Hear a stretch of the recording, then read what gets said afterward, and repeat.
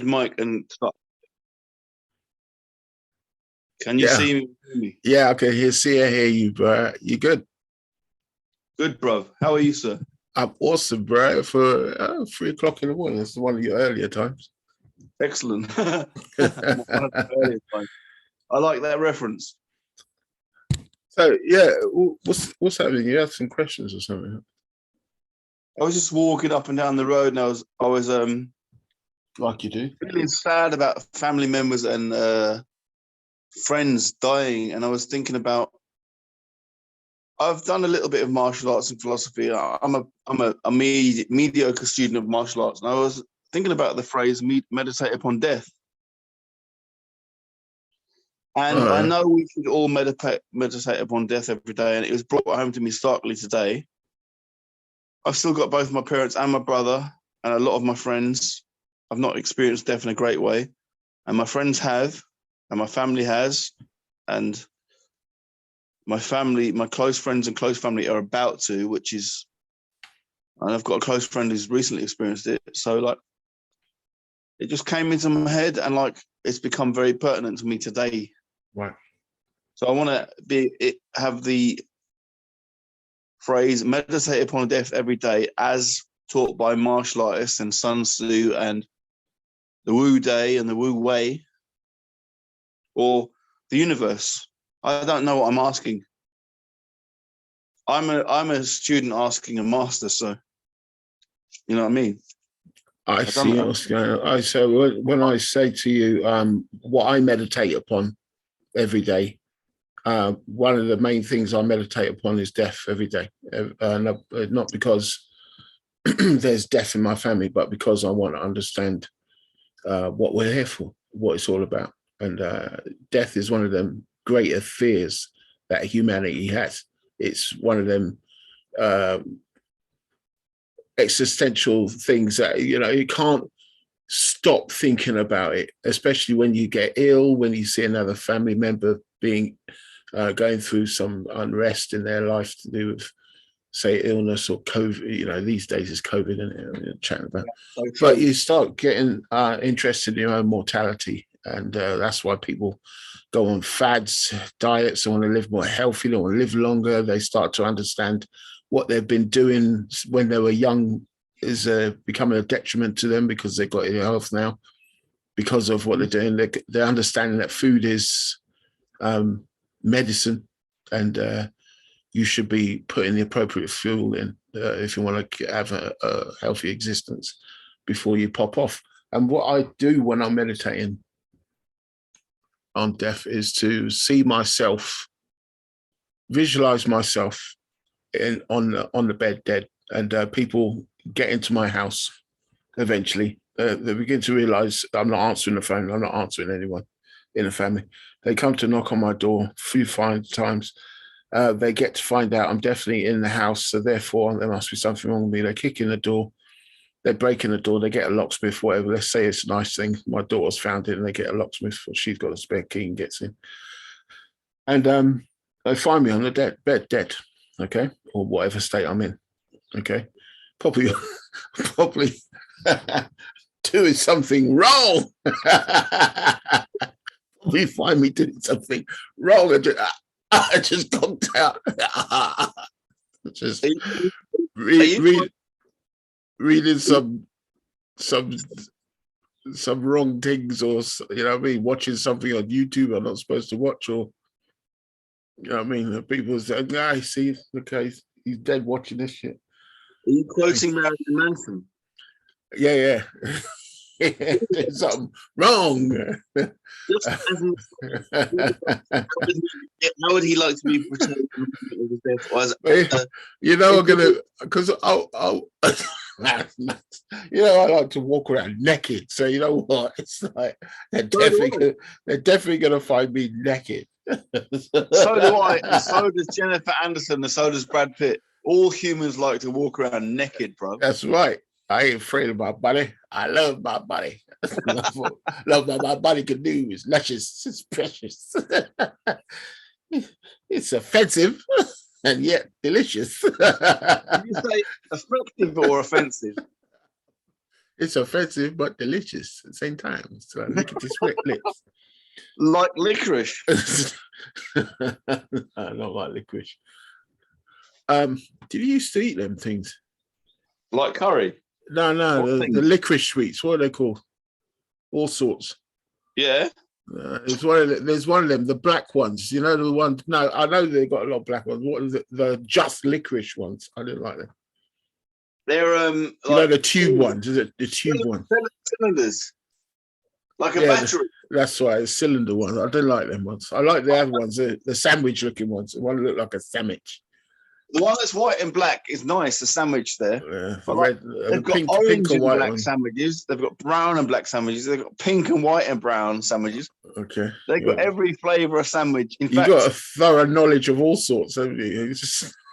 It's going to run down the history of all sorts. Why do you know this irrelevant history, man? Because, should I tell you why? Of things. They got more. You've been playing that game again, haven't you? They got more flavours than Dusk Till Dawn. They've even got more flavours than apple pie pussy. You can't be saying what the hell? Oh, quiz. Wait a minute. It's because you're playing that quiz club thing, isn't it? Exactly. Yeah. Yeah, you got all this relevant information. Or is it irreverent? Irreverent. It's very pertinent and relevant that you mentioned quiz club. Of course. I was in the Bricklayers Arms tonight with some old friends, and there was a quiz going on. And my friend used to play in that quiz. Why have you got a finger over the camera? You got a finger over the camera. What's going on? All right, go. My friend used to play in that quiz. His name was Paul Duncan. My other friend, Steve, used to be an illustrator for comics, and he drew the Punisher. Okay. You met him with me and Mel in the. No. I met you. I met with the other one, the one that Judge Dredd. Steve, the guy that was the illustrator was called Steve something.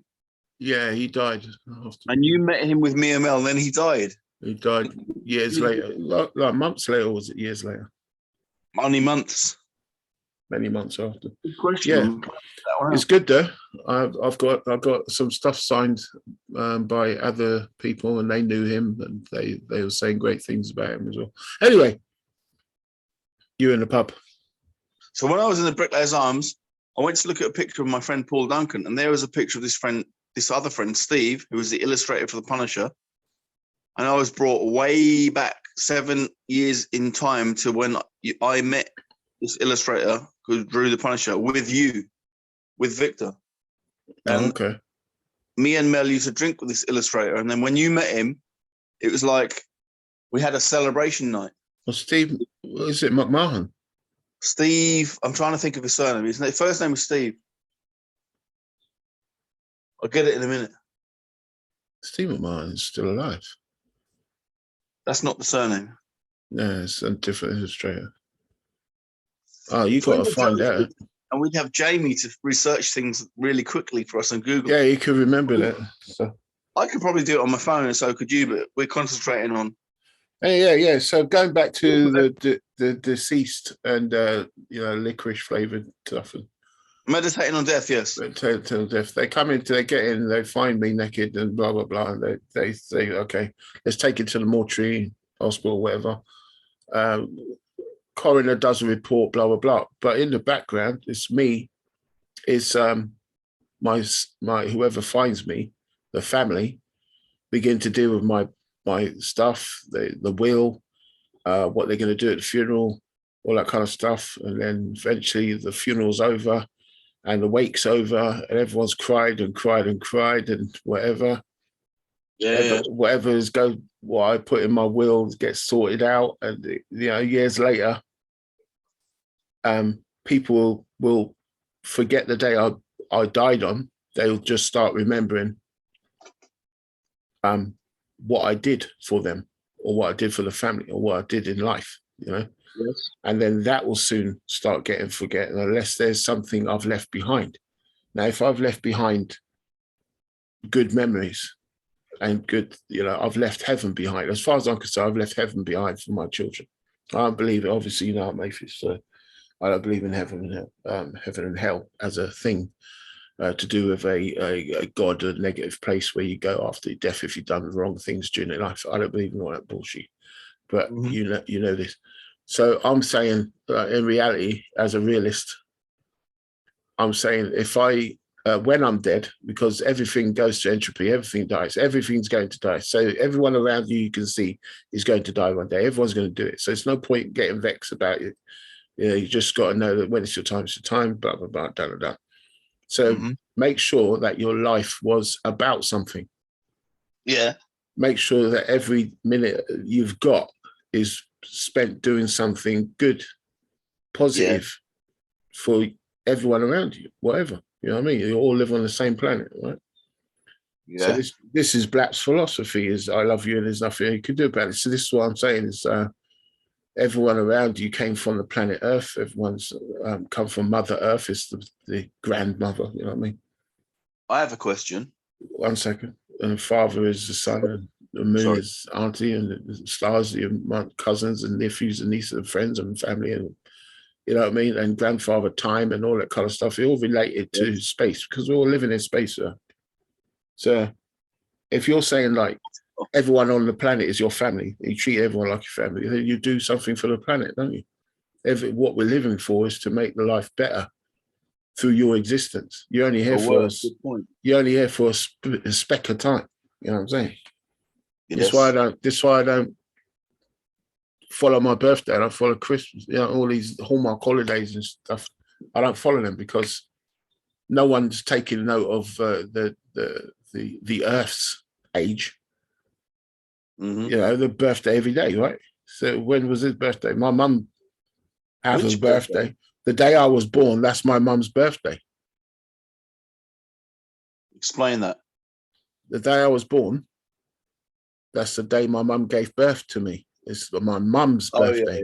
Yeah. The day that she was born is her mum's birthday. She's had 4 birthdays because she's got 4 sons. That's a good way of looking at it. Yeah, I heard you say I'm her eternal present because I'm the gift that keeps giving, right? So I don't need no gifts. So I've got my 2 children. That's all I need. It's no problem. Does that mean we're all Christmas got my family? Don't need to be giving presents or getting presents. I mean, it's all good. I can get presents for other people. Are we as entities or creations all of our mother's eternal gifts? You mean creation? That means someone devised you and made you something. My mum and dad created me by having sex. Yeah, but that's not a creation. That's just you gave birth to what? And then biology and DNA took over, and the universe took over, and I got created. Okay, it's your creation of your mum and dad. If you want to go to a creator, then a grand designer or something. I've got something to say on that, big time. I wasn't talking about creator or grand design. What I was talking about was my mum and dad fell in love and got to fall so much in love that they wanted to make family. Whether they made me... No, they fell in lust and they got love from that. And, you know... Exactly and then, where I was going. And the lust led to baby. And, yeah, we all know what one. I was about to say more politically correct than you. Why you got to be politically correct, though?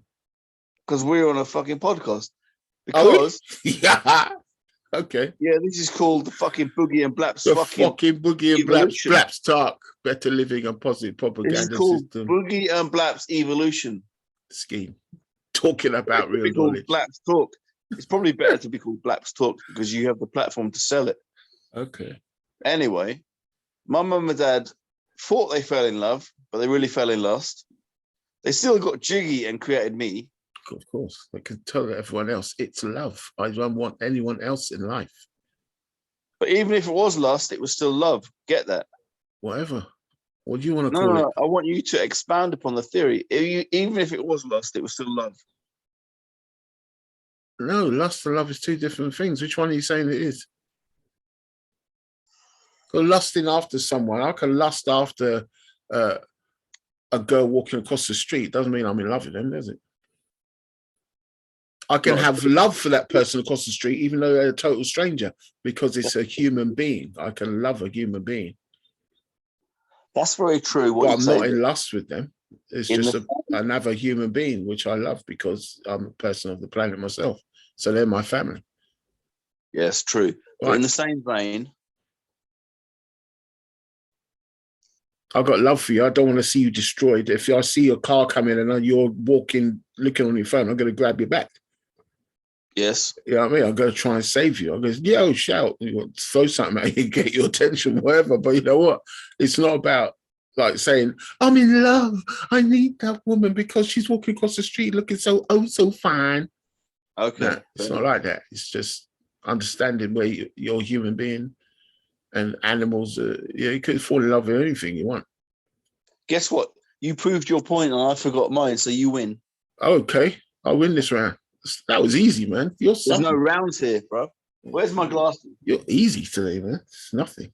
This is nothing to me. It's nothing. I'm not here as a challenge to you. I'm here as a learner. I'm part of this. If you go for the creator thing that you were talking about before you got onto your parents' lovemaking, disgusting things you want to chat about with your parents. Okay. All right. I've got that image now. What am I going to do with this image? No, go back to the creator. No, I'm on your mum and dad now. The image is in my head now. The image is in my head. What did you do that for, man? What's your problem? Creator-inces. Why would you do this? Oh, now your dad's doing. Oh my God, your mum's on. You're leading this in a way. Wrong. It's wrong. It's wrong. Stop doing that, man. You're ruining our marketability. Marketability, Peter. Your marketability. I don't know what word that was said. Remarkability. It sounds like a credibility, a credibility. What film was Eddie Murphy in with the guy from fucking Die Hard 2?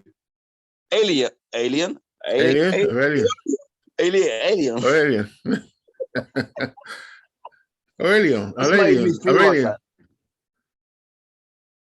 talking about. Oh my gosh. Only you and I know that quote, but the whole world should know it. To be fair.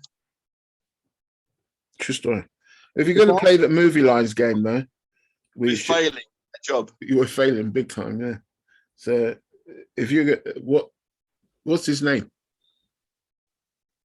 The actor. Yeah. You have to do the trading places. I've got the actor. His name's Theo McDowell. No, his character name's Theo McDowell. And then you have to do the last one now. Come on, bring it home.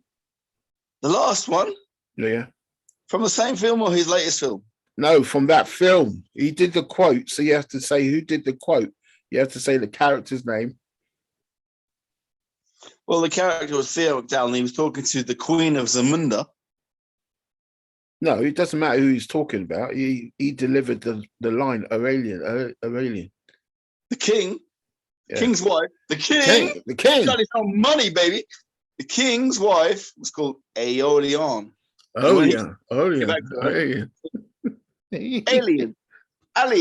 What's his name? Alien. Only me and you will understand this, but like the whole world should have fun with this. They should understand this. Mm-hmm. If the 8 billion people on this planet understood this quote as you and I do, there'd be more peace and harmony in this planet. It's not trading places. What am I talking about? It's coming to America. For God's sake. You didn't even correct me, man. That's messed up. Did you hear what I said? No.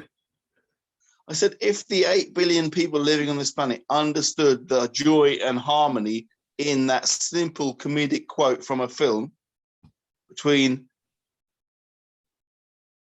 the mother of the potential bride and the Queen of Zamunda, there would be more peace and harmony in this world and this universe. Listen, you're not going to get past this, bro. You have to bring it home. I can't use Google while I'm looking so pretty. I'll be so busy. I'm so pretty. So damn good. I'll be too busy looking good. Too busy looking good. Now you have to do that one. Jim Kelly. Good. Enter the Dragon. Nice. And his name is? Talking to Mr. The girl that's sent to his room by the hosts. Yeah, what's his name? What's the character's name? No. I can't believe I don't know it. Oh my God. Bullshit, Mr. Handman. You come right out of a comic book. You've got Roper, you've got Mr. Lee. So Bruce Lee played Mr. Lee. Let's see. Mr. Handman was played by whoever. Jim Kelly played. Oh damn! Why do I not know Jim Kelly's character's name? Yeah, you do know it. You just blank it out. It's just like you don't know John Amos. Is that his name? John Amos, Coming to America. Who's John Amos? Don't tell me John Amos is the guy. It's Theo McDowell, you damn fool. Damn. So you were teaching me about meditating upon death and about families and about love. Jim Kelly, concentrate. Stop getting distracted.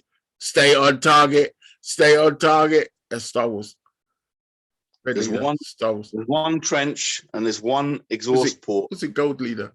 And what's his name? George something. Red leader. There's gold leader. There's Y wing. There's X wing and there's Y wing. Mm-hmm. But in the whole battle station, there's only one trench and one exhaust port that can end the fucking. Excuse my French. The Death Star. Mm-hmm. So what's that got to do with the guy's name? On the Death Star from Coming to America because you're trying to remember these characters' names. But I did Star Wars, so now I have to go. Jim Kelly's characters. Get on that, and then we'll get on to the religion. I think you were going to touch on. Suddenly, Mr. Handman, I'd like to leave your island. Hey, you guys come right out of a comic book. I don't know why I said that in a North Korean accent. You're being a racist. You're being racialist. Am I being racist? I'd like to add an appendix and an addendum and a granny annex. There's no such word as racialist. An addendum to my BOOGIE. So Bruce Lee was the one who ran up the wall at 45 degrees. Why are you distracting yourself from this? It's a little task. Jim Kelly played the cop killer. Oh my God. He didn't kill him, he just broke them up. Oh, did he only broke them up? I love the fact that after he broke them up, he stole his car to get away from the scene. That was great. Yeah, man, of course. That's fantastic. You got to gaffle people properly, you know what I'm saying? That was fantastic Hollywood fucking license, that was. Mm-hmm. Anyway, we're getting back to meditating upon death and religion, yeah? No. Jim Kelly, you've got Jim Kelly, and I've got the Star Wars guy who it's George. I have a question. Oh, wait. It's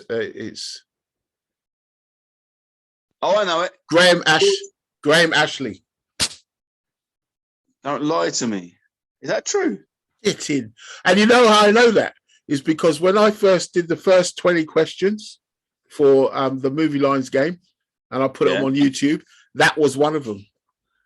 Stay on Target was one of them. That's is Graham Ashley the name? And the character's name was Davish Cruel. Yeah, I remember. I do remember that. Are you telling me Jim Kelly's character in Enter Dragon was called what you just said? Am I still? No, that's the name of the guy that says "Stay on Target." The actor or the character? The actor and the character. Wait, Davish Cruel is the name of the character. Graham. I always say George. Graham Ashley. Earlier, we can rewind back. How the hell do you know those facts? I just told you how I know that one. You know Star Wars? No, because I did the 20 questions years ago. The first 20. Okay. For the Movie Lines website. Movie Lines game. It's on Facebook. I know. I've seen it. Yeah, there you go. That's why I put the Movie Lines game on there. I did 20 of them and I put them on YouTube years ago. And one of them was Stay on Target. Stay on Target. I watched it. There you go. So that's what I'm saying to you. What's the matter with your hearing, bro? I watched it live. I was subjected to your punishment before everyone else. Wow. Hey, why have you got a grey headband around your head? Are you doing John McEnroe? It's just fucking do it, right? Oh, okay. Stop talking about doing it. Just do it. We should ask Nike for sponsorship. Just do it, bro. Just do it, girl. Just do it, children. Just do it, grandma. You know what I mean? Yeah. Okay. You've had long enough for this, man. You would have lost. You would have lost. They've probably already cornered the market with this one anyway, haven't they? Please, are you going to guess this thing or not? I am going to guess. Yes. I've got a question though about guessing. Why do religious people fear atheists so much? Fear them? I don't think is fair. I mean, I started the group. I've got like 20 odd groups, 20 odd, probably more than 30 now. Groups on Facebook. I started because these are my interests and things that I'm doing research on in life and stuff like that. So I just like to get everyone's opinion on this stuff and put my opinions up. And it's just my way of expressing my. And one of them is atheist. Is my atheism, right? So it's like all my life I've been atheist. So the one on Facebook is called "Atheists Aren't Evil. We Just Don't Believe in Your God." And I said atheists are evil because people that are religious, you know, got some kind of faith or whatever, they always look at atheism like we eat babies and kick puppies all day. That's all we do. Okay. So I'm like, yeah, no, we're just, you don't, why don't you believe in unicorns? And it's, oh, they don't exist. What do you mean they don't exist? What information have you got that they don't exist? Well, they're just myths, aren't they? Oh, okay, cool. So when you look in the Bible, when you look in the Bible, and it's got 59 references to the unicorns, what do you say about that? And they're like, no, it's not. I goes, they've actually got it in the Quran. They got it in the Quran where he flies off in a winged horse, Muhammad, after, you know, a winged horse is, you know what I mean? What's that, a Pegasus? So is the Quran? That's a unicorn. Unicorns fly around, don't they? They piss rainbows out there. Is Pegasus Greek mythology? Doesn't matter what mythology. Yes, but the thing is that he flew up on a unicorn and talked to a donkey. A donkey talked to him in his own language. All these things are in these religious books. In Quran, he talks to a donkey. You know, follow up my original question about the Pegasus. The secondary question. But I haven't finished the first one yet. Why are they scared? And I'm saying it's like, because atheists have this view where that is myth, then it's in your Bible and you don't know it because you don't know your Bible. And all the stuff that you don't believe in, you've got no evidence for. And I just say that about your God then.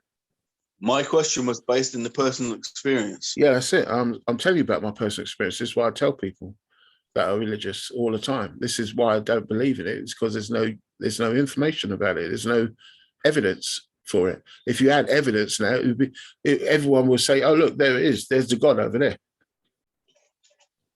Mm-hmm. You know, that one's been proved. Okay, all right. What about the 3,000 ones? The 3 other 1,000 that haven't been proved.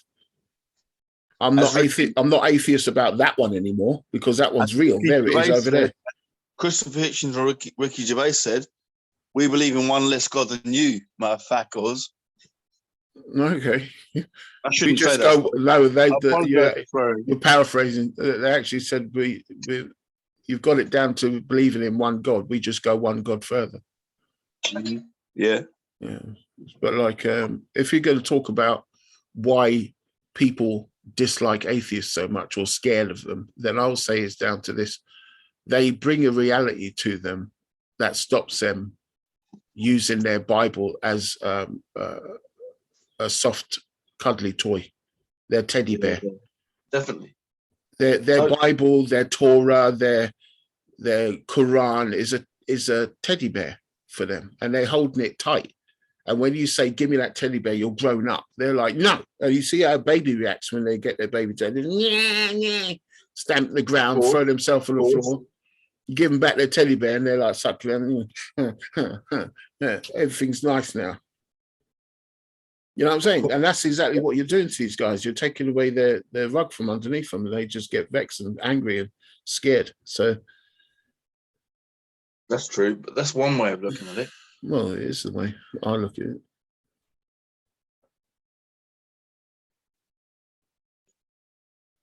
It's like what we've got going on now in the government, in the UK, in the America, is everyone's afraid of coronavirus and COVID.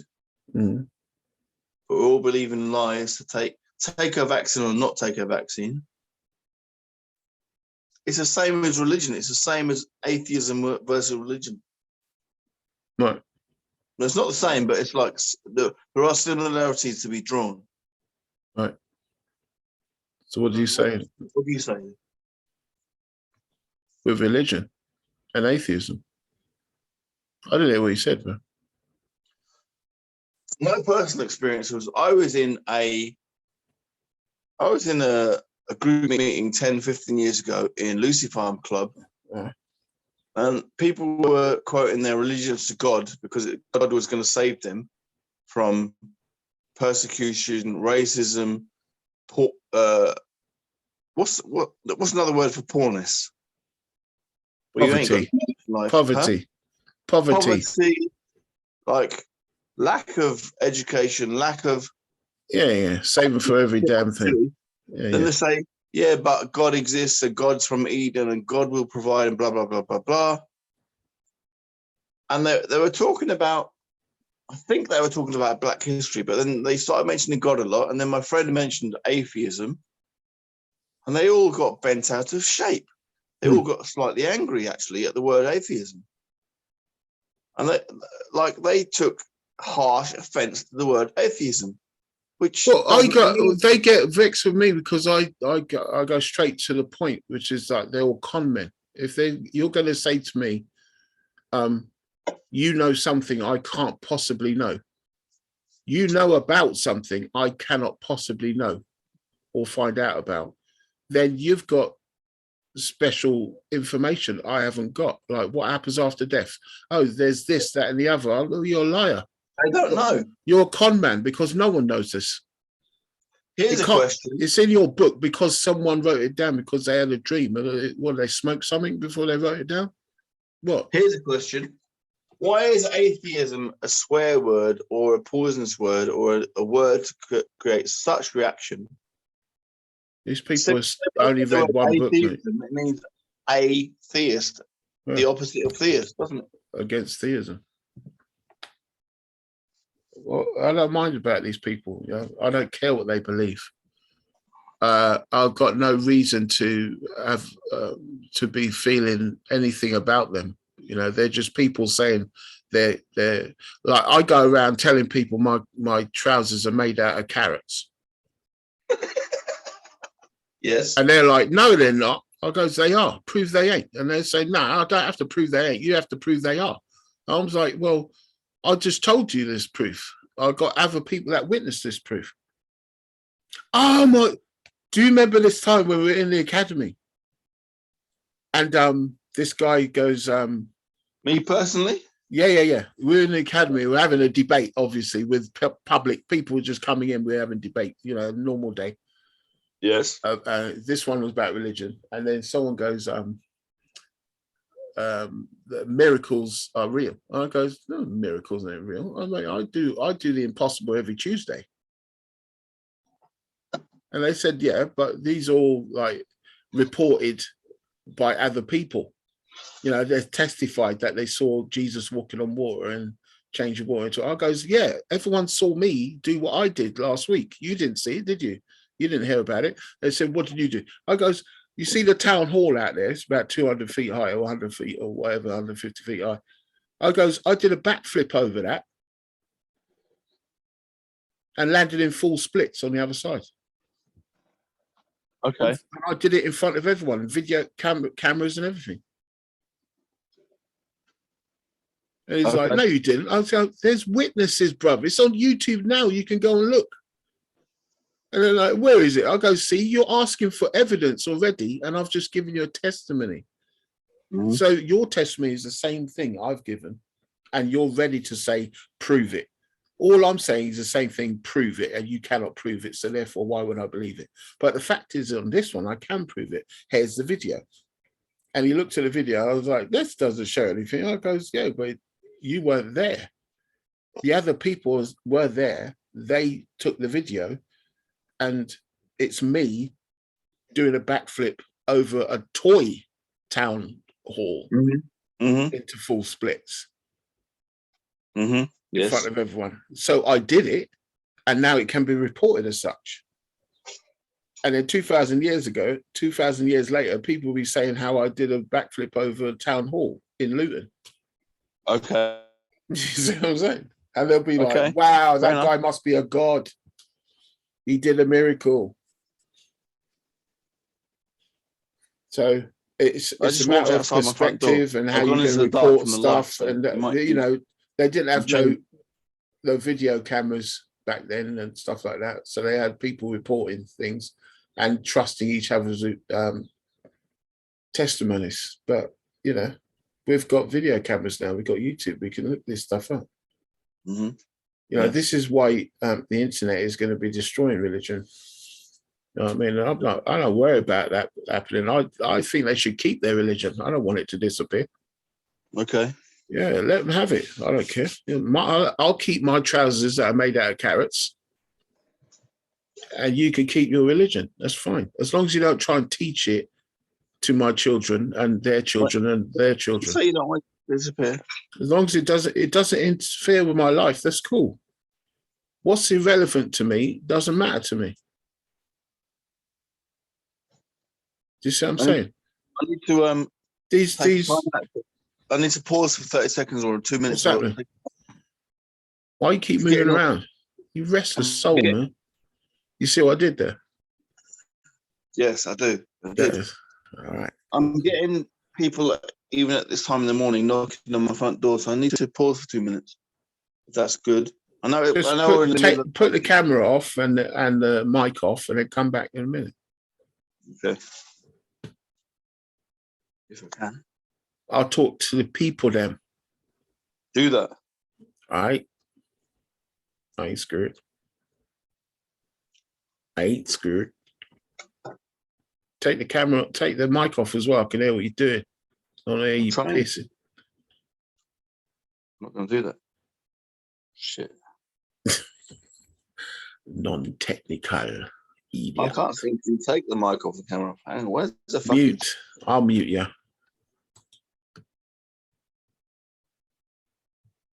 Yeah, now go away.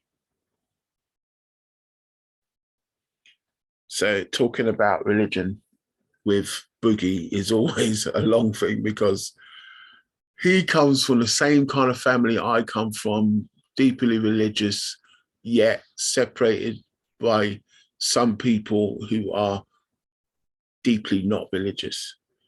So we've all got this kind of family. I've got Muslims in my family, Jehovah's Witnesses, Catholics, Christians. I've got everything in my family, right?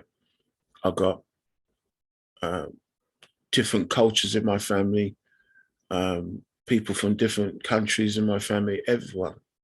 Loads of different diversity in my family. So at christenings and weddings and funerals and get-togethers and picnics and camping and all kinds of stuff, we have these conversations. You know what I mean? What do you do in yours? What do you do in yours? Oh, martial arts, even. Everyone in my family does martial arts. So when we go to these picnics and everything, we're all testing each other. And it's something that we've always done. We've never been afraid to talk about these things. Back in the day, like we're talking about 30, 40 years ago, religion wasn't on everyone's lips as the first conversational thing to talk about. It was just whatever. He's Jehovah's Witness, they're Christian, blah, blah, blah. That only comes up when you talk about someone dying or getting married. And then it's about whose religion are they going to be doing the ceremony under which Kai is going to be burying this one, blah, blah, blah. That's the only time you find out what religion they are. You know what I mean? There's my uncle died, cancer or something. Then we found out because of how they were dealing with him when he was in hospital and how they were dealing with him when he died at the funeral, that they were Jehovah's Witness. And I was like, huh, you know something. I would say, so it's like, you don't have to agree with everyone in your family. You just continue to love them. It's not a problem, right? Everyone can have a different opinion and shake hands and chill out later and eat chicken together. It's all good. It's no point just thinking that, oh, I have to have a stance with my newfound family, the new religion, faith. I have to show them I'm solidarity with them against my own family to show them how strong I am in the game. Okay, you forget who you came from. That's fine. That's fine. It just shows you what your religion does to you, though. Think not of your family. Just think of your own for self, and how your new religion that they want money, they want you to give them money, wants you to behave towards your family, who will tell you not to give them money. Amazing. Oh boy. If your religion is giving you something you couldn't possibly get without it, I have to wonder what that thing is and why you couldn't get it if you didn't have this religion. That's what makes me think, why can't I just get it without having to have a religion? Oh, I get to have 4 wives. Oh, I get to divorce them 3 times. I get to marry someone for 3 days just to have sex. Oh, I get to do, oh, right. I get to stone my children if they misbehave. And I get to do whatever I want and to have slaves. As long as I say I'm this religion, I can have slaves. Come on. It makes you look silly. It doesn't make me look silly. You can say as much as you want how correct your faith is, how great it does for this, that, and the other in the countries and blah, blah, blah. But I'm here just as successful as you are, just as messed up as you are, just as awesome as you are, without a religion. There is nothing you can do with your religion that I cannot do without a religion. Nothing. Not one thing. Name it. I want to know what it is. I want to know what you could do with your religion that I cannot do. Oh, pray. Yeah, I can pray. What? It's got something else to say? Oh, you ain't got anything. There's nothing you can think of. What? Sing a holy tune? I can do that. Say the Shahada? I can do that. Go and sing hymn songs at a church? Not a problem. I do it all the time. I got favorite hymn songs. It's silly. You're talking about magic. You're talking about energy given to words. So this magical Shahada is an oath to whom? About what? It's joining an army. It's just, I'm part of this people now. I'm with this cult. Yeah, I said cult. What? Say something. I don't care. What I'm saying, what would you call it? If I joined something like this and told you these people only let me do this, that, and the other, you'd be saying, oh, we need to come rescue. Where are you? Are you in the woods somewhere getting ready to commit suicide? Yeah, I'm in a cult. Yeah, I'm in a cult. Come and help me. Yeah. Come on, man. You got to see how other people see you, all right? And it's very difficult to stick with one religion when I'm ridiculing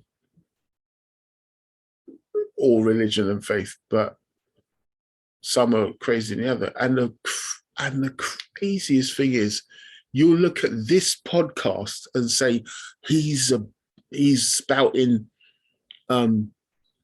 evil. It's got to be evil. It's got evil stuff and hate speech about our religion and our people. No, I've got no problem with it. Like I said, family in the game, bruh. I've got family in the game, okay? I understand exactly what you're talking about, how this moves you and why you're with this religion and not that one and this, that, and the other. But the fact is, the three big ones, this one's got a problem with that one, that one's got a problem with this one got a problem with that one, that one's got a problem with this one's got a problem with that one and that one. And they've all got information and curses themselves about the other religions who are rubbish. They're rubbish. The other religions are rubbish. But then I come in as an atheist and say, all three of you are idiots, right? All three of you are wrong. All three of you are crazy to me. All three of you sound distressed. All three of you sound like you're on some great peace movement. All three of you sound, what does it mean? What does it mean? It means that no one's in charge. There's not one God. There's not a God. There's three gods. Which one is it? What are you trying to say to me and the rest of the world? I just had a discussion with students. My students are awesome. All my Kung Fu students, they're all awesome. I love them all. Family to me now. We have these discussions all the time, and saying that I'm an angry person about religion, or I'm arrogant of how I carry on, or when I'm talking about other religions and I'm just flippant and I'm rude and I'm this, that, and the other. I'm just saying, no, I'm just like the rest of the world. They're fed up. We're fed up.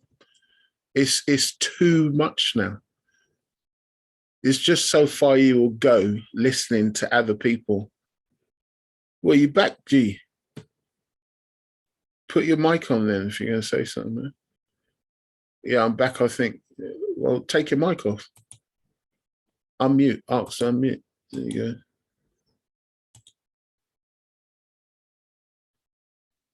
There you go. I've unmuted myself. Yeah. So when I was saying, I was just talking about religion, guys, and I was saying to who was talking to you? I was talking to myself, the most important person on this planet. So okay. I was saying how I was chatting to my students, and they were saying how arrogant and flippant I am, rude and insulting and all this kind of stuff. I goes, not insulting, I'm just telling you about how I feel about something that cannot be proven to exist. It can't be done. It's unfalsifiable. You can't do it. You can't falsify it. So why should I care about it? I don't care about anything that has no effect on my life. I'm sure the anti-gravity people said Isaac Newton was a demon. It doesn't matter what they said about gravity, though. This is what I'm saying about them. They can say, all right, gravity doesn't exist. Okay, no, I'll go further with you. Gravity is caused by God pushing everything down, or God, okay. or God pulling everything down. Fair comment. But what you got to understand is this. When I let go of this pen, we all know what's going to happen. It's going to fall. It's not going to float away and go around the planet. It's going to fall. So that's what you can't argue. Now you can say, all right, that's called specificity. That's not called gravity. I'm like, okay, cool, fine. You want to call it? I don't know. I just made it up. It probably is a proper word, but you know what? Sounds like a I made myself sound educated, efficient, phantasmagorical. It's called God. Okay, God pushed it down then, fine. I don't care what you want to call it. Let's call it gravity if you want. But, you know, that's what the effect is on that pen is gravity. Whether you believe how it works or where you think it's from a God or where you think it's from a devil pushing it down, doesn't matter to me. It's irrelevant. The action is the same. It's until you go out of this atmosphere and go further away from the planet. Now, if we're all, I was talking to flat earthers as well about how to prove the world is circular. And I was saying, look, if you go by your books Only a few hundred years ago, they thought the world was flat. Then we found out, you know, through easy maths from Egypt, that it's circular. It's seriously easy maths. Okay. Yeah, every quarter of a mile, or what is it? They put a post, 100 foot high or whatever. They put 100 foot high post or something. Or, yeah, something tall. I didn't know this. Yeah, and then as they got further away from the first one, they're on the 15th one. They can't see the first one anymore. And I say, oh, because you've got no telescope, you can't see the first one. I goes, well, okay. Let's say that the posts were 2 miles high. They're 2 miles high. You can see them from clearly 2 miles away. They're 2 miles high. Okay. After a time, after you put 100 of them and they're 200 miles apart, and then they go like 2,000 of them, if you had a telescope, you'd still be able to see the first one. But because the world is round, they're going off in the distance. They're falling away from each other. So everything is in line with the center of the earth. So look, there's the curvature of the earth, and there's a, hey, you watching me or what? Hello. So was that really done? Careful, watch me. There's the 2 posts, all lined up. Yeah, post. 2 miles apart, 2 miles high. And then as they get further apart, the first and the last one, they start looking still high up because they're quite far apart. But as you get to the curvature of the earth now, when it starts getting into it, they start doing this because they're both straight up, but in line with the center of the earth. So they're like this. And you only be able to see the tops of the first ones because the curve is like this. It's simple shit. And this was done in Egyptian times when they were still working out how to build pyramids and shit. They worked this shit out. Okay. Right. So now we're back in the 21st century now. And we're talking to flat earthers about, pictures taken outside of a space capsule and the sun underneath the clouds and all that. You're just chatting utter fart. Because these things can be easily explained. The god of the gaps has disappeared. Bye-bye. You know how I feel about flat earthers. There's a special death for them. Shit. Again, what the hell? Sweaty stuff. My phone stopped letting me see you or speak to you. What's going on? No, I can hear you. You just turned off your camera. Okay. Turn the camera back on. Speaking. You need to stop holding it. That's what you need to do because your fingers keep touching buttons. Oh, here we go. My microphone is unmuted. My video is spot. Sort that out. Now you muted yourself. Why well, is anyway, it saying I don't know, mate. You saw that out. What have you put in the chat room? At the top of the screen, my phone is saying safe. Chatting to me about your back. Okay, cool. I'm not even driving. My phone is saying to me, Jim Kelly, bro, you ain't getting away with this, bro. Yeah, don't try and think about we're just going to bypass this. You have failed at the movie lines game, Jim Kelly. You run away.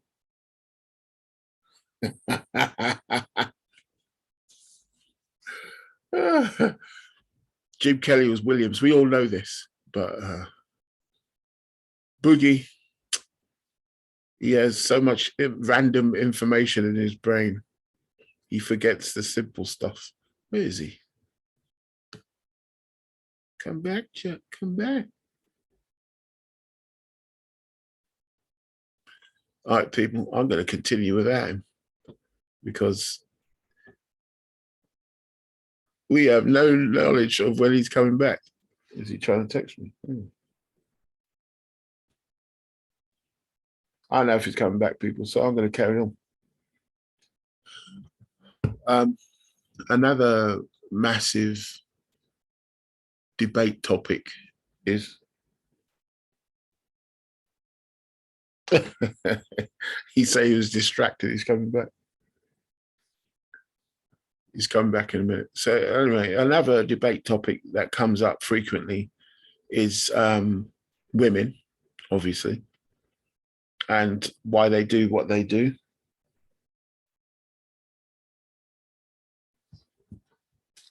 We just tell this guy to come back in. And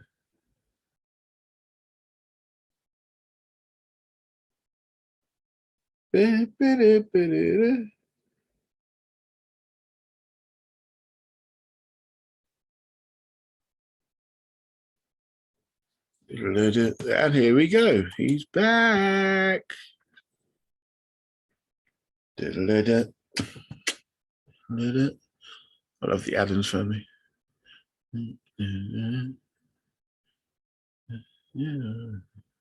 It's wiki and all together.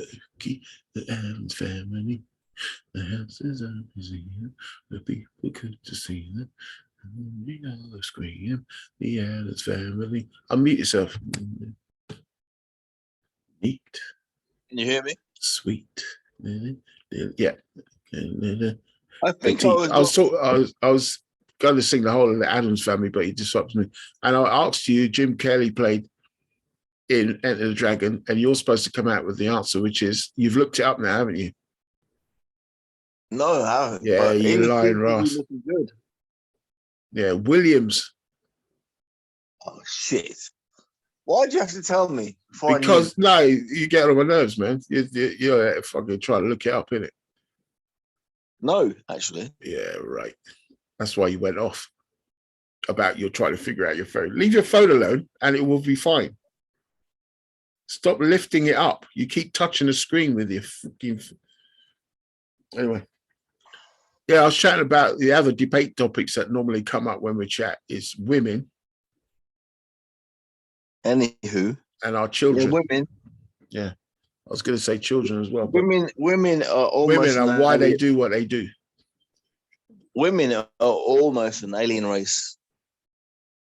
Yeah, if you're going to describe an alien race, you'd say, okay, women would be a close, and it wouldn't be green or anything. They'd just be...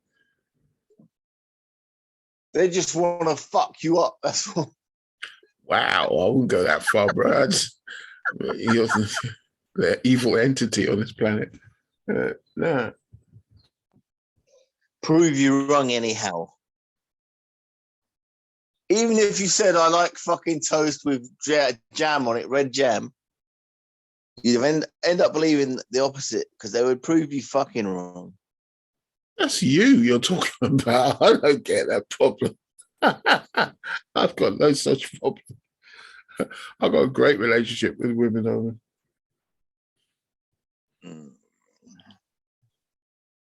It's a long time ago I understood myself, all right? So there's very little to correct about me. So if you want to say I'm arrogant because of that, that's fine. But, you know, you can't say, oh, you need to be more generous. You need to be more this. You need to be more that. You need to be more aggressive. You need to be more passive. You need to be more sensitive. Because I already know this stuff about me. So the women I'm with the problems why we separate are a lot different from the regular problems that people separate about. Excuse me. They're proper issues.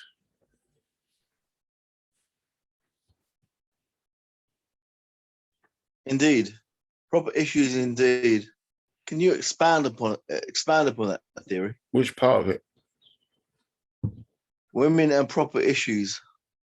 No, I said that the issues that we separate from, personally, me and my past loves and likes, blah, blah, are for proper reasons, not for silly little things like, oh, you looked at that girl over there, or you don't buy me enough presents, or you were late home too many times last week, or you see what I'm saying? It's never some bullshit. It's always proper.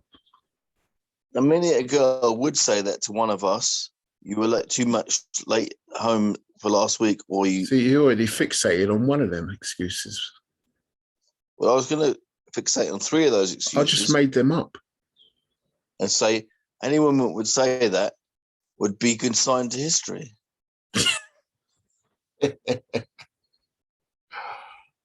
So you love this person, but yet they say one single little stupidness and they're X'd.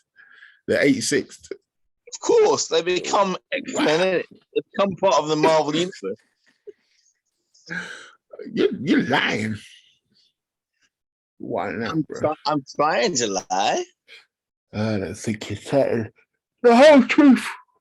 But again, women don't take much working out. It's just a matter of that men do not go to communication school, and neither do women. So therefore, Venus, Mars. Are you talking about the Mars and Venus conclusion where nothing works out? Yeah, that's what I just said. With my mouth and everything, and with my chest out. I just said that. Can you say this word, cyclopentane? Cyclopentane? No, I can't say that. Sorry. You added 2 syllables to it. I don't give a flying duck what I added. It sounded the same. It's written on the side of my freezer. I don't know what it means. Yeah, but that's what you asked me to say, so I said it as best I could. And now what? What's going to happen now? Can you say that Welsh town? Yeah, go on then. Yeah, you're wrong. You're wrong. You screwed up. Stop it. Okay. You're wrong. What about the actor who was from Wales, from Newport, Port Talbot, Michael Sheen, who played the underworld vampire Lycan? My eyes are brown. He can say all that shit. Hold on. You didn't hear what I said, did you? Yeah, I did actually. Okay, what did I say? You said my eyes are brown. Yeah. What does that mean? Meaning your eyes are brown. Fact. Yeah. And meaning you only care about fact, which is your eyes are brown. No, I'm saying I care more about the fact that my eyes are brown than the facts you are about to give me about mine. No, it's not Martin Sheen, is it? Who? It's not Martin Sheen, is Who it? did you say? The guy's a Welsh actor who played the werewolf in Underworld. Okay, He's a Welsh English actor. Has he got any movie lines? Big time. Go on then. You may have killed me, cousin, but my will is done. That's not a movie line from a classic movie. Underworld is classic movies. Is it? Just because you like the woman, it's a classic movie now. Hold on. You didn't say the parameters for what a classic movie is. If everyone knows the parameters, it has to be a classic movie. But if I'm holding the gun, I'm saying it's a classic movie, and you're not. No, it's not a classic movie. We've gone way off track here. No, we haven't. I'm still on point. I'm still talking about women, religion. I talked about religion. I finished the conversation. And we're meditating on death, and we're wondering why atheists and religious people have such trouble communicating. No, women have problems communicating with men, and vice versa. That is because of the ultimate rule. Well, what do unto others? No. As you would have been. Okay, that's the golden rule, I suppose. Yeah. Which was nothing to do with Jesus. Women are coon boys. Wow. You said that out loud and everything. Yeah, that's your opinion, not in mine. What I mean is women are fast itches. Well, put it this way. What kind of woman interests you? One just like me who... No, the thing is, you're about to give me an answer that will be probably different from mine. Which means what you hate about women is subjective too. What you dislike about women is subjective too. What irritates you about women is subjective too. What you like about women is subjective too. So it doesn't matter what you say about women, it's going to be a different thing than what I say about women. But what we can generally conclude is that we have both male and female have a problem communicating. It's not taught in school. We're supposed to go to sociology classes in school or in college, but we didn't go. I don't hate any woman. I don't hate anything about any woman, but I hate what women do to me. You personally, or me and you? With their ways. Me and you, or you personally?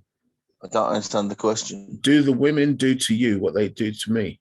Or do the women that do what they do to me do to you? Obviously not. There you go. Subjective again. You're talking about you. Like you represent the planet Earth's men. Well, I do, don't I? No, you do not. You represent the I one am that's the in that room. epitome of male, Machismo. correct. No, not And machismo, maleness. correctness. Yeah. Get maleness or machismo. I use the word correctness. Correctedness. Correctography. Correctography. I'm so correct for a male. I should be in the fucking. I'm afraid to be wrong. What's that thing that points its lens at the stars from Hawaii? Them super telescopes? What? From Hawaii? Or any great place, the Atlas Mountains? What are you talking about? Super introverted telescope? I'm talking about scientists on this earth place telescopes in the right place to get the right images. Telescopes cost millions and the lenses cost millions and they get the right images. I am to males on this planet what telescopes are to astronomy.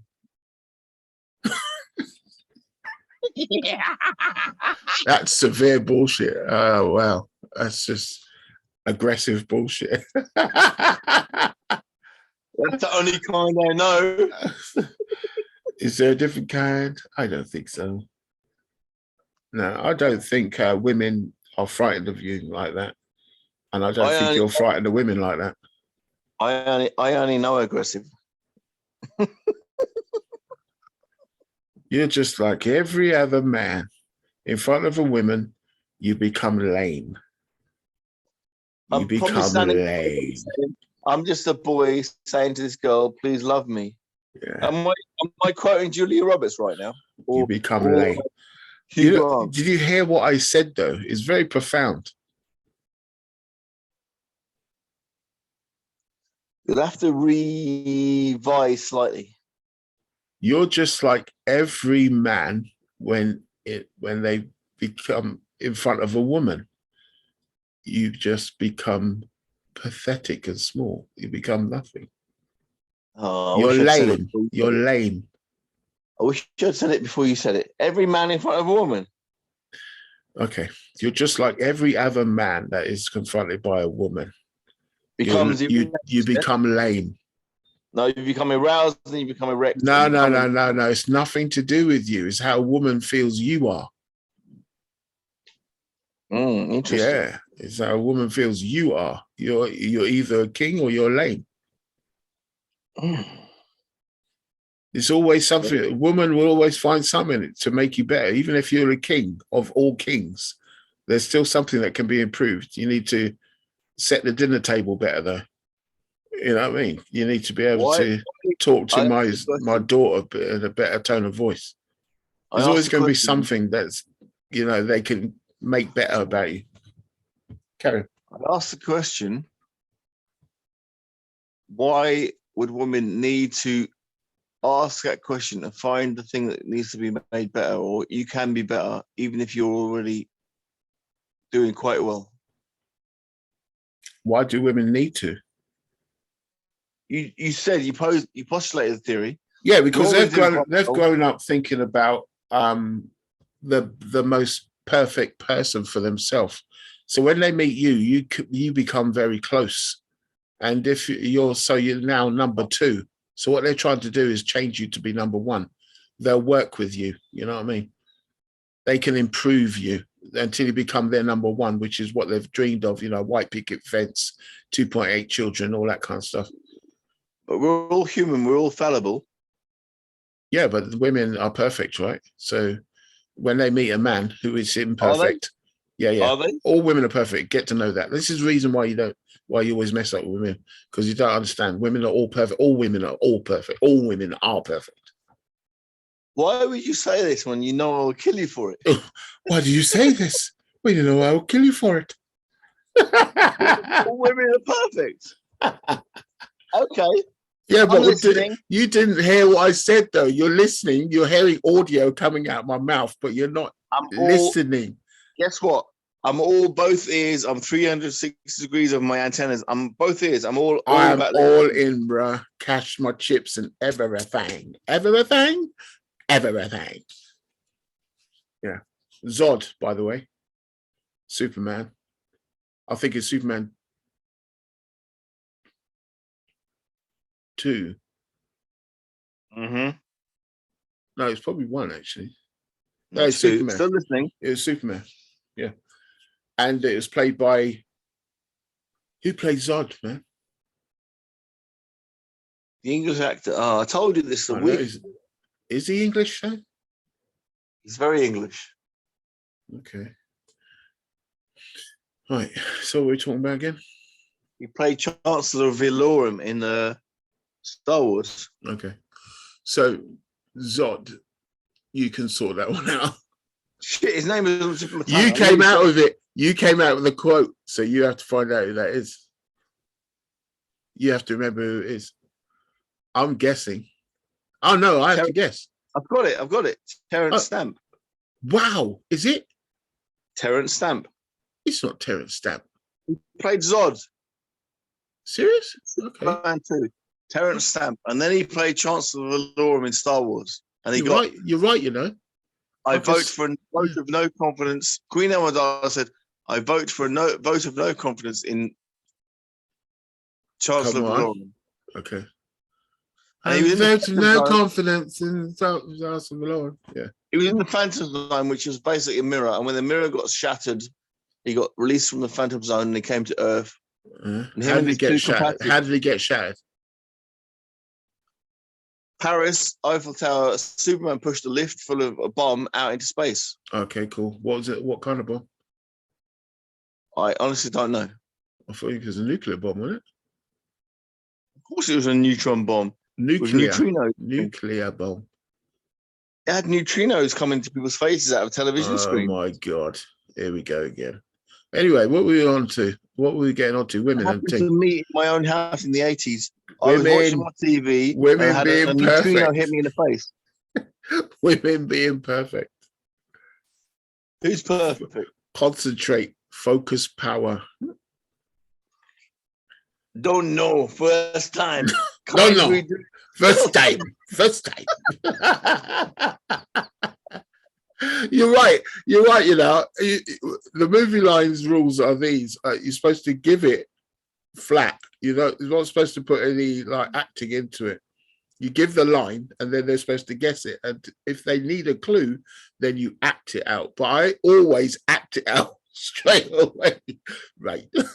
First time. Yeah.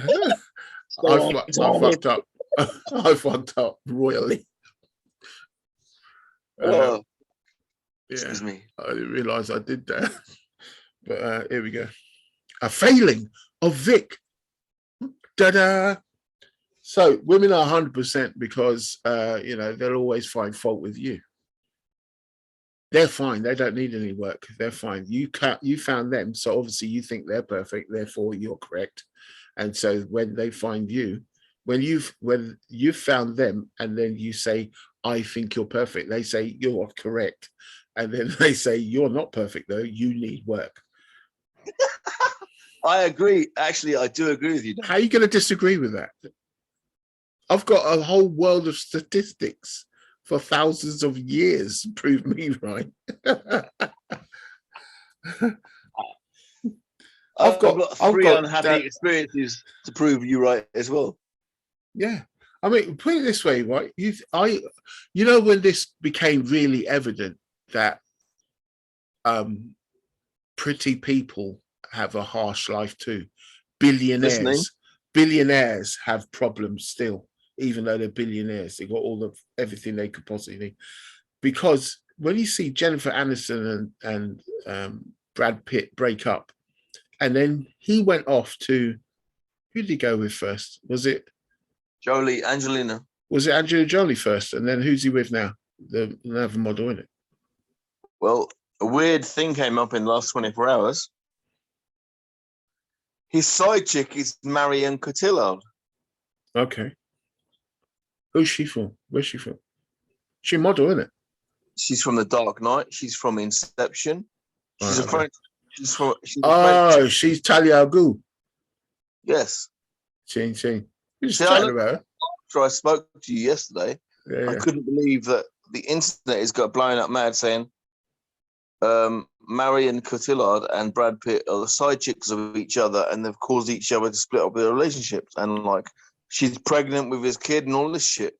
Okay, cool. So anyway, let's stay on point. And it's like he broke up with all these beautiful, gorgeous. You think that Jennifer Aniston, why? She is fit. She is wow. And then Angelina Jolie's like, wow, one of the most sought after women on the planet. Bloody hell. And he's moved from that. I'm just like thinking he's the common denominator here. He's the problem with him. You know what I'm saying? So No. But he's beautiful too, but he's also flawed because we're all humans, right? well, this is the thing is Jennifer left. Beautiful on a Hollywood screen, but they've got to live with each other and they've got to shit in each other's bathroom. Jennifer messed up. Angelina Jolie messed up. Or Brad Pitt messed up twice and is now with another one who's messed up. So you can think of it both ways, but pretty people still have problems. You think they've got everything sorted in the world, isn't it? You could say they learned a life lesson. There you go. So you got billionaires out there still going to work. Elon Musk. Yeah. You got people that don't need any more money, still going to work, waking up in the morning, going, dealing with problems, answering phones. And that is amazing to me because I don't think I can motivate myself like Elon Musk does. Because well, you've got no plan, you've got no drive. Because then, if you were thinking about things that need to be sorted in the world, he's now put himself into a point where he can sort out any problem he can think of. And people like that always find a problem. They always find something to be innovative about. And a solution. Yeah. They find a solution to the problems, and that's what they get paid for. You know what I mean? When they find a solution to the problems, they always get bank. So what's funny is it's just that the problems that they're dealing with are huge problems. What's funny is Elon Musk was never looking for money, but he got money anyway, somehow, by chance. What do you mean Elon Musk wasn't looking for money? Are you crazy? Look, I want money, right, to get my academy going. Yeah. I know that when I get the academy, I'm sorted. Okay. Everyone around me sorted. Everyone's going to be cool. But the fact is, I won't go and start a McDojo to make the money to get the place, because it's against my values. It's my ethics. Right. I'm against my integrity. I wouldn't do it. So there's nothing. I'm going to get the money the right way. If there's a quicker way to get it, I'm not just going to jump at it just to get what I need to get for the community, my plan sorted. So that's my catch-22 in my life. Whereas if someone donated the money to me, that'd be cool, that'd be nice. But it'd have to be someone that is not against what I do. They're, not adverse to what I do or contrary to what I do. Like a drug dealer or something would come and supply me money for a medical facility. You know what I'm saying? It'd be like, really? All right, okay. You know what I'm saying? It's like I need someone that is on point with what I do. So if there's supposing, so it's a martial arts academy. So if someone like Wesley Snipes would come in, or Michael J. White, or Khabib, or anyone that's got, Conor McGregor, anyone that's got money, right? If Conor McGregor came to me, if Conor McGregor has said, look, I'm going to donate you $2 million because I love what you're doing, I'd rather take my money from Michael J. White. I'd rather take 100 quid from Michael J. White. You see what I mean? Rather than take the money from Conor McGregor. Why? Because of what Conor McGregor represents and what Michael J. White represents. Okay. Yeah. One of them is a true martial artist to me, and the other one is not.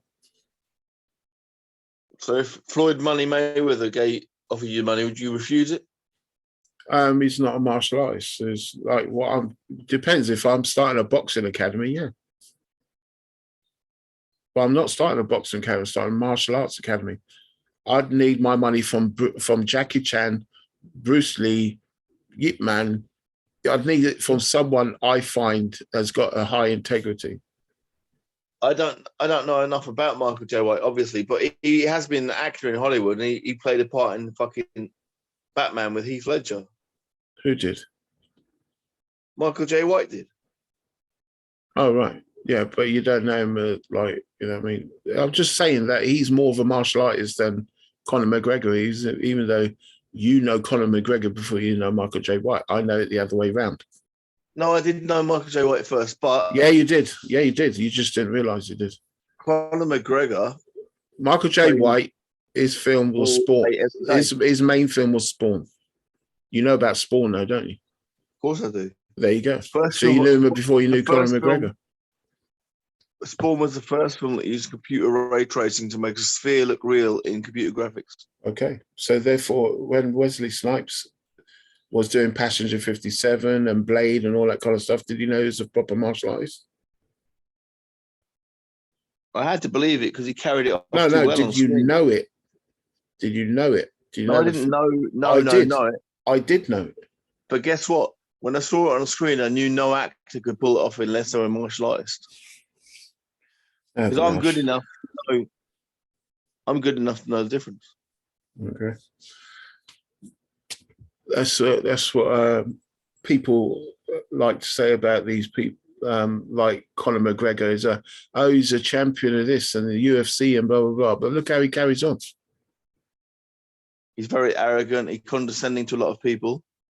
Yeah, he's not benefiting the martial arts community like that. He's benefiting the sports community. That's how he makes his money. Yeah, he's benefiting a massive part of fighting. Before MMA and UFC existed, boxing entertained trash talk. It was a massive part of the marketing and promotion. However, Conor McGregor is not he's not in the league of certain actors. Like, people would say Tom Cruise is not a martial artist. Yes, he is. Of course he is. Mm-hmm. They'd say he's an actor first and martial artist second. But at the same time, he's more of a role model than Conor McGregor. Yeah, even if he didn't do any martial arts, he's still more of a role model. I mean, he's still someone to be respected. I mean, is Jason Statham an actor or a martial artist or both? Well, first thing he was a swimmer, wasn't he? He was a diver. So he's an athlete. So he was always a martial arts. I think what came later, but now it's one of his main things now because it keeps him fit, and most of his films are action orientated. So, yeah, true. When you're going to say you're going to do your own stunts before you can get into do any stunts, you have to get trained. And stunt operatives, they have to know 2 martial arts. They have to know how to drive, fly, ride a horse, all kinds of stuff before. They have to have skills in many areas on a very high level before they can call themselves stunt operators. I guess it's obvious, really. Like, even back in the days of Conan the Barbarian, Arnold Schwarzenegger knew martial arts, and none of us believed it until it was proved. Well, if you pick up a sword and you get trained in it, you're learning martial arts. Mm-hmm. Yeah, it doesn't mean that he knows martial arts. And yet, Total Recall. He's received training in martial arts. It's like Batman. Batman knows martial arts. In Total Recall, Arnold Schwarzenegger could block, defend, kick, and punch. Anyway, I'm chatting shit, right? I'm chatting. Pretty much, yeah, because like Phil, Flower, and Phil. But it's like if you're going to talk about actors that learn martial arts, then I would stop talking about them in regards to role models because they're actors. Okay. If you're talking about actors that knew martial arts before they became actors, or studied martial arts after they started acting, but kept serious about it until they got high grades in martial arts, like Keanu Reeves. Bruce Lee, Jackie Chan? No, let's go with Keanu Reeves, right? Yeah. Now, it was after he did Matrix, really, that he started getting seriously into martial arts. And now he's like very high on Brazilian Jiu-Jitsu, loads of types of Kung Fu, blah, blah, blah. He's studied. And obviously he studied how to shoot and everything. I've seen many a video with him practicing his shooting. Of course, yeah. And so he's learned artillery and martial skill. Yeah. And how to strategically enter houses and clear them and stuff like that with the police. And he's learned how to fight with weapons and without them. So yeah, he's a very competent person, because people just thought, oh, he just learned martial arts for Matrix, and he was taught a few months of martial arts for Matrix. But no, he carried on and got very good at it, very competent. You know, was he with them?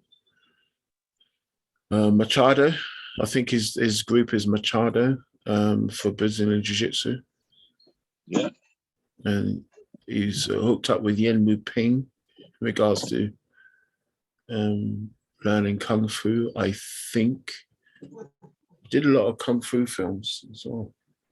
Separate from that, didn't do very well. But Keanu Reeves, again, brilliant role model.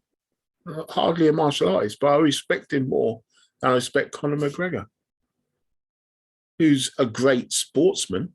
He's good at sports and everything, and he's great at the sport he's chosen. But as a person, I wouldn't say he's a role model. Okay. What's up with your camera? Say that again. What's up with your camera? I'm trying to suss it out. It says safe driving mode. It says my video has stopped. I'm trying to touch buttons and make it restart, but it's not working. You keep touching the damn phone. That's what it is. You can't just put it on the side and leave it. Because I was walking around the house, I was eating, I was drinking. Stop walking around the house and eating and drinking. Sort this out. Concentrate, man. Focus power, bro. It's supposed to be a professional. I am professional. My name's Bodie and Doyle and Cowley. And we're supposed to sing the music now.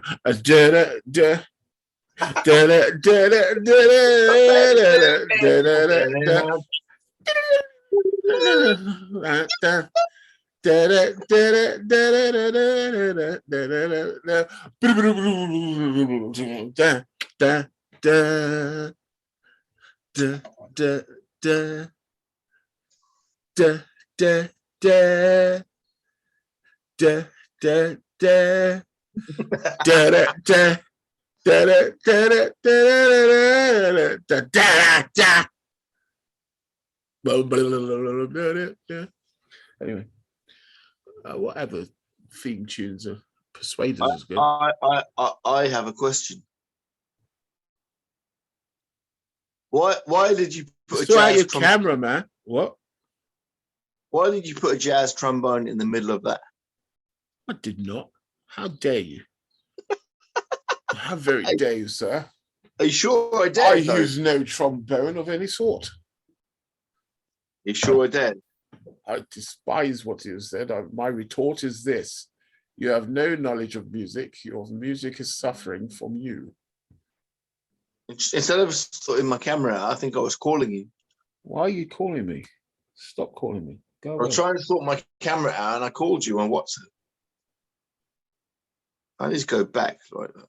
Just go back into the fucking... Bro, just go into Zoom. Right, I'm in it. Right, and just do the camera. Just press the damn button. Quite out loud. So you can hear my microphone. I can hear you talking. I can't see what you're doing. Anyway. I'm trying. Oh, well. So any more questions? Then we'll wrap it up.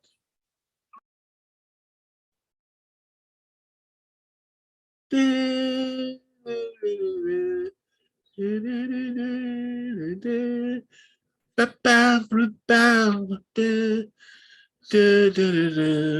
speaking. I can hear you. Done speaking. That's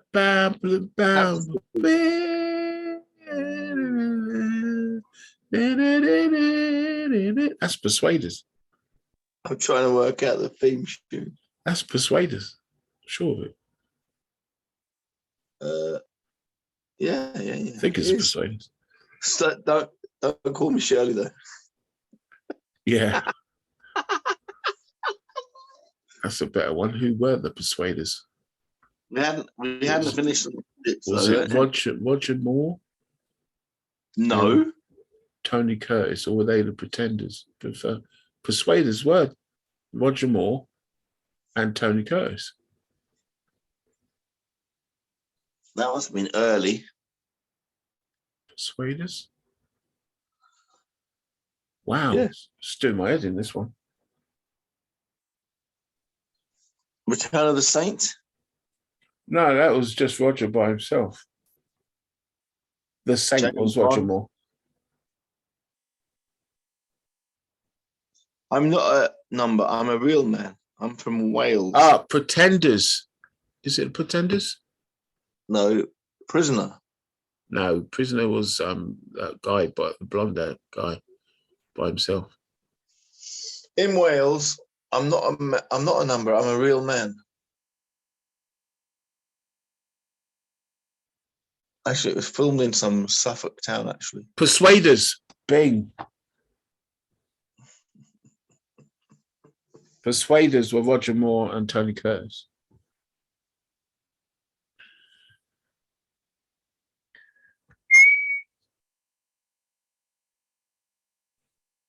Did I originally say that? Colin, you going to sort out this bloody camera or not? yes, you did originally say that. Sort out the camera, man. You hadn't finished speaking. Yeah, I finished speaking. What, you sorting out the camera or what? You hadn't finished speaking. Oh, for crying out loud. Sort out the camera, bruh. I'm doing it, but you can speak while I'm doing it, can't you? No, I'm not going to speak anymore until you've sorted it out. I'm speaking to my damn self. There's 2 million listeners. Why are you showing them hatred? My hatred is real, though. The reality is 2 million versus my hatred, they fail. All right, there's 10 million. All right. That's a little different now. Okay, you actually might sway me. You're a persuader, rotted. That's only a fraction of the UK, and yet we're reaching the whole Tis globe. butter scratch. We're reaching the whole globe. All right. So, in regards to religion, talked about that. Women, chat about that. It's a communication problem. Talking about unicorns, they're in the Bible, but they don't accept that they're myth. They mock me for saying their stories are myths, and talking about death, talking about love, relationships. We've talked about quite a bit. I've heard of a new version of unicorn. I've heard of 59 times they're mentioned in the Bible. What's your version? I think it's 9 times, or it doesn't matter, but they're mentioned in the Bible anyway. The new variant of coronavirus COVID-19 is called unicorn. Instead of Omicron, it's called unicorn because that's a better way of referring to it. Because who told you that? It might as well be called unicorn. It might as well be now. The actual word is Omicron, and it's from the zero in the Greek alphabet. Not zero. The Latin alphabet is a Greek alphabet. Yeah, Greek alphabet. It's my brother's called it Latin alphabet. I don't know it's the Greek alphabet. Omicron for you know what I mean? Or is it Greek? It's both. Yeah, but it doesn't matter because it's not unicorn. Unicorn is not in the alphabet. The reason why they picked the letter O is to sound like unicorn, isn't it? No, they didn't. It's because they went through the alphabet, and the letters that they missed out would have sounded very bad for a name for it. So they just chose Omicron. So why did they stop after Delta and not go to E? They could have called it the next. Because they're going by the Greek one, which is a little different from. With the Greek one, it's all phonetic. So when you say alpha, It's the actual word. A is alpha. So Okay. it's ALPHA. That's how you spell that word. You spell it as it sounds. Okay. So Yeah, they missed the next out one on is, huh? They missed out the letter E because they didn't like to call the Nexperian ectoplasm.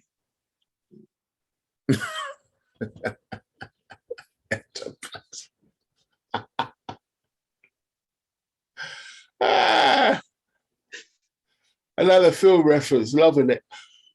And they didn't want to call the F variant "fuck you, motherfucker" or Fucktron. Fuckacron. "fucktron." Fucktron. The next variant's called Fucktron. Or even Fuck y'all. feel you later, Klingon. Oi, don't bring Klingons into this. No? No. Okay. Right. You got to answer this properly. Okay. Okay. What's your name? What? What is your name? Huh? What is your name? Tony. Fuck you, Tony. Oh, what? What's your name? Ezekiel. What? What's your name? It doesn't go like that. If you don't know it and you ask me what's my name. What's your name? What? What's your name? Tony. Fuck you, Tony. What's your name? Ezekiel. Fuck you, Ezekiel. You're supposed to say fuck you. You don't know. I feel you might be abbreviating it slightly. You know what I did last night? Better not bring my mother into this. You know what I did? You better not. I built that fire over there. Oh, I fucked your mother by it. Fuck you, Ezekiel. Fuck you. Fuck you. Mm-hmm. I'm addicted to that shit, man. Fucking brilliant. Anyway. Luck is always on this side of the gun bearer and the fucking the wheelwright. Bruh, this camera's get on my tits, bruh. I don't know how to fix it. You do know how to fix it. You just push this bloody button that says camera, video. It's stop video at the bottom, and you just press it. That's not the screen I'm on. That isn't. You just press it.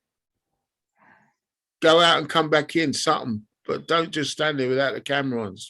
Stand there. Stand there. I'm stopping them, man. Right, okay. People. I'm not talking to a name.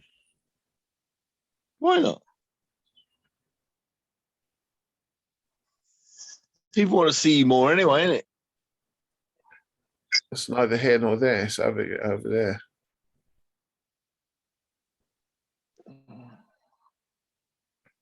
This is most annoying. What's this? I'm sending you out because you get on my nerves. I'm actually throwing you out. Okay. Now I've got some.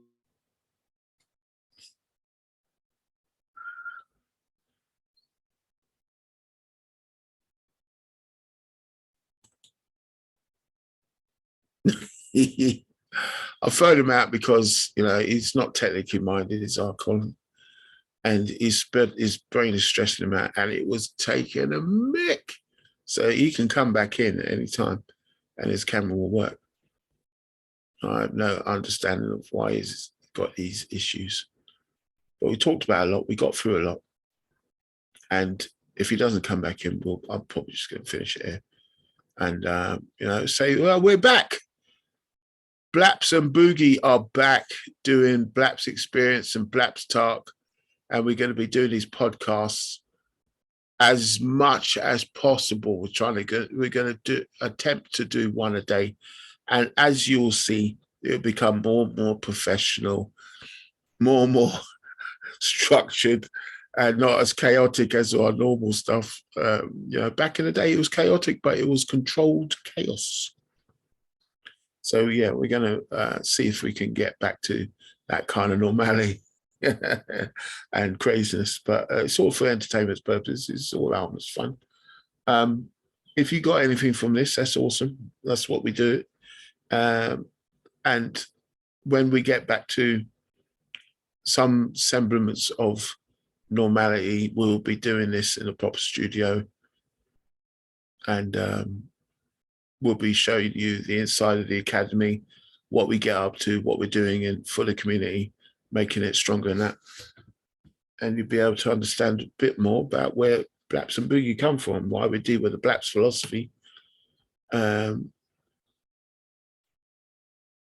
Just make your life a bit more interesting and find out where another direction it could be headed in. All right. So peace. I love y'all, and there's nothing you can do about it. You have been BLAPPSed. Catch us on Facebook, Patreon, Twitch, Discord, Facebook, YouTube, well, everything. BLAPPS U2 on Facebook, on YouTube. Sifu BLAPPS on Facebook. Sifu BLAPPS on Twitch. Sifu BLAPPS on Discord and Instagram. And the Life Investigator, _life_investigator on Instagram, and Sifu BLAPPS on Instagram. Check me out. I throw a lot of stuff up on that. And on Patreon, it's Sifu BLAPPS again, because it's about the a.r.m.s, absolute reality martial system, why security, all that kind of stuff that I do. As we get more into what I do in life and how I go about it, you'll find that I'm involved in a lot of things. So I'll be putting up a lot of different websites and links in the other videos I do. But for this one, you're just going to have to check it out on YouTube when it gets posted and see where to go for all the rest of the stuff, because we're basic. We're basic. We don't care, but we're basic. We'll be back though. This is a random one. We're just checking stuff out. It's like, what was it, like 4:45 in the morning there? This is how Boogie does it. He just calls me up and let's do one. Let's do a podcast. All right, no problem, man. What are we going to talk about? Enjoy life, people. Joel on True.